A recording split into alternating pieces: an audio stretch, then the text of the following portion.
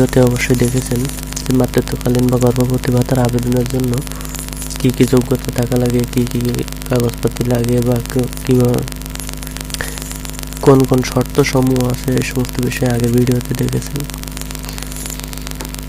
তো এই ভিডিওতে আলোচনা করব মাতৃত্বকালীন ভাতার আবেদনে করতে কি কি লাগবে সেই বিষয় নিয়ে।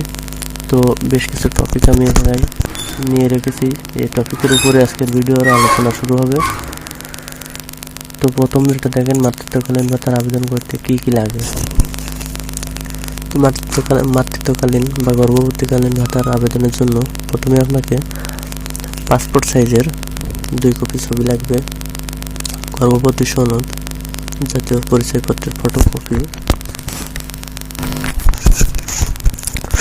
এরপরে যেটা আছে স্বামীর জাতীয় পরিচয়পত্রের ফটোকপি, ইউনিয়ন পরিষদের নাগরিকত্ব সনদপত্র, টিকা গ্রহণের কার্ড বা সেবা কার্ড, যেটা আপনাদের উপজেলা স্বাস্থ্য কমপ্লেক্স থেকে গ্রহণ করতে হবে যে সেবা কার্ড, সেই সেবা কার্ডটি। এরপরে যেটা সবথেকে গুরুত্বপূর্ণ বিষয় সেটা হচ্ছে একটি সচল মোবাইল নাম্বার,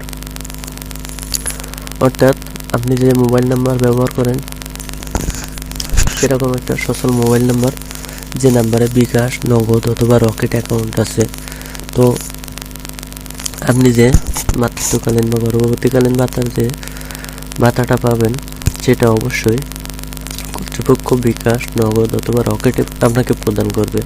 তো তেমন একটি সচল মোবাইল নাম্বার আপনাকে অবশ্যই লাগবে।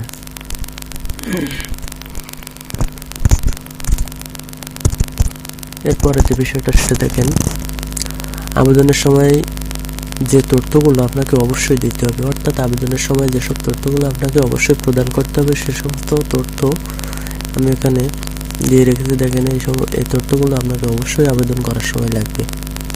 তো আপনি যখন মাতৃত্বকালীন বা গর্ভবতীকালীন ভাতার আবেদন করবেন তখন এই তথ্যগুলো আপনাকে অবশ্যই প্রদান করতে হবে।